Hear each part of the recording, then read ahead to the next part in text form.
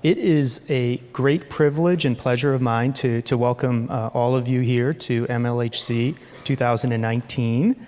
So it's really an exciting event for us. My name is Brahmaji Nalamothu. I'm a cardiologist here at Michigan Medicine, and I'm also a health services and outcomes researcher.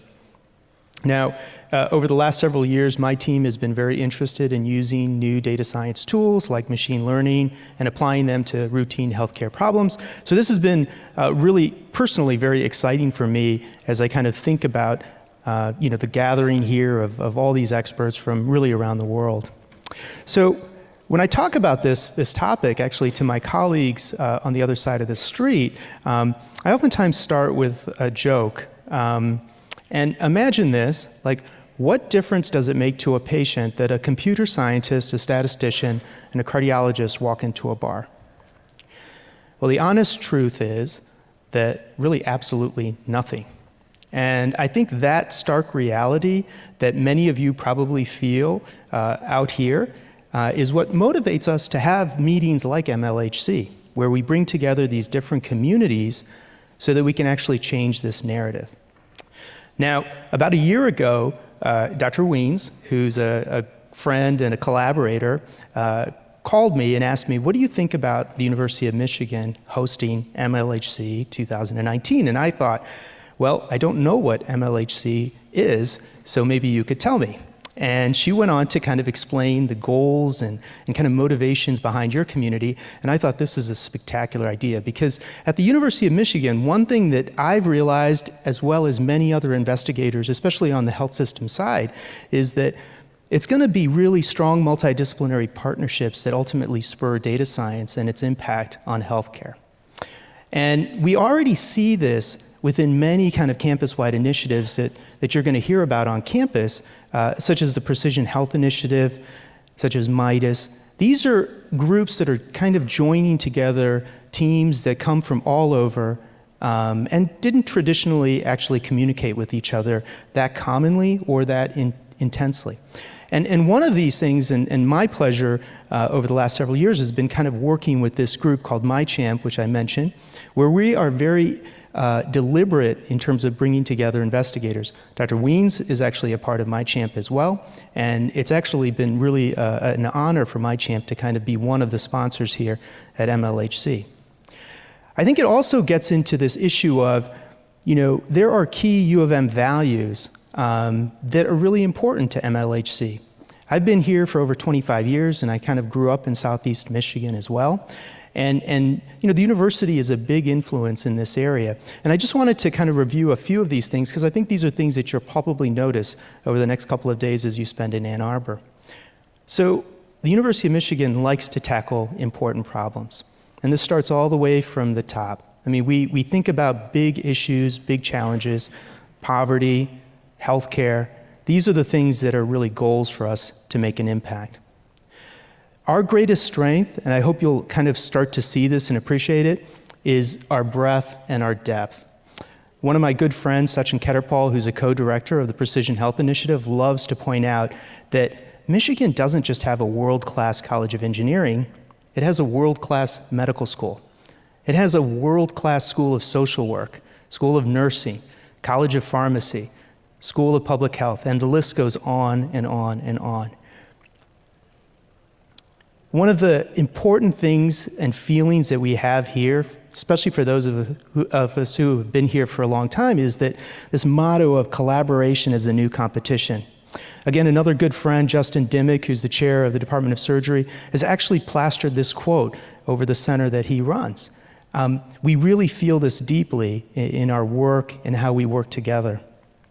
It's actually become our unique advantage in many ways. We're a public university. We have a broad social responsibility. Our board of regents are elected by the citizens of the states. That means that's our neighbors, our friends, our family, and ultimately that's our constituents. And then finally, I think you'll appreciate it. There is a Midwestern ethos here. It's a combination of hard work and humility. It might sound a little trite, but I think it's very true. And as I've traveled more and more across the country as an adult, I start to see and recognize this more kind of in our own local community. But at the same time, I just want to point out that hosting MLHC means a lot for us as well. You know, we are a little bit new to this space of machine learning, especially when we compare ourselves to some of our, what we see as our, peer institutions. And we've been making a lot of headway, but having you guys here and bringing your expertise has really been a joy. And I think it's going to be something that hopefully spurs our own work and lets us take a leapfrog over a lot of other individuals. I think one of the things that really is meaningful for me is that there's an old Doc Rivers quote. Doc Rivers, the point guard and Celtics coach, and he used to always say, if you want to go fast, go alone. But if you want to go far, go together. And that really is a deep sentiment here at the University of Michigan. It's a deep sentiment that I'm understanding about MLHC, and I think it's very fitting because every year on a handful of Saturdays, including tomorrow, there's like 100,000 people that come here. And the quote that's probably more associated with the University of Michigan than any other quote is by our old football coach, Bo Schembechler, the team, the team, the team.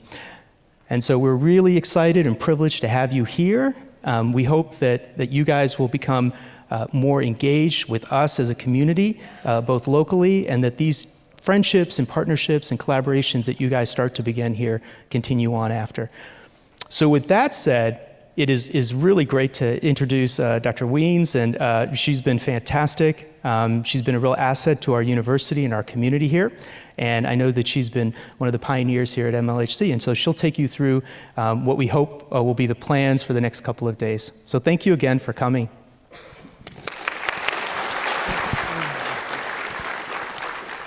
Thank you, Brahmaji. So I'd like to start by thanking fellow program chairs, Finale Doshi-Velez, Jim Fackler, Kenneth Jung, David Kale, Rajesh Raghunath, and Byron Wallace. These are the people that really put in a ton of effort throughout the year. We meet weekly. I think we've been meeting weekly for the past 3 years to put MLHC together. So I'd like to thank them. I'd like to thank all of you.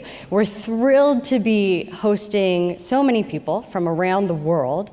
I made a word cloud of all of your affiliations, so you can try to find your institution here. But I just loved how this parsed out randomly with the words medical, health, and technology all side by side. That's really indicative of what MLHC is all about. In addition to the diversity that we have in terms of affiliations, we also have a diverse group of experts. And I love to report that this is the greatest percentage or fraction of clinicians that we've ever had attend MLHC. But before we begin, I'd like to clear up a little bit of confusion. What does the C in MLHC stand for? So show of hands, how many people think it stands for conference? A few hands, okay. How many people think it stands for care? More hands, okay. Well, you're all right, but the truth is it really stands for much more than that, including community. MLHC succeeds because it's a community. So take time to say hello to someone new. If you see someone standing alone by their poster, go up to them. Introduce yourself and ask them what they're working on.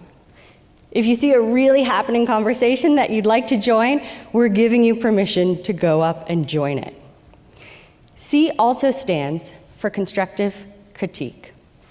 During those conversations, we ask that you listen carefully and you give thoughtful feedback. We're here to learn from each other. And since different communities have different norms, here at MLHC, we view feedback as a gift to the person receiving it, with no expectation in return from the giver.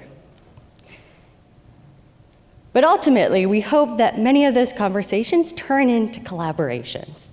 And we saw a taste of this yesterday at the first MLHC Community Data Challenge, in which interdisciplinary teams came together to frame clinically relevant and technically significant problems. So don't be shy about approaching one another to see what it would take to work across institutions, to run a replication study, at another site. So over the next 2 days, we're going to see some fabulous talks and presentations and posters, but ultimately, the most lasting impact will come from all of you. So help us make that happen.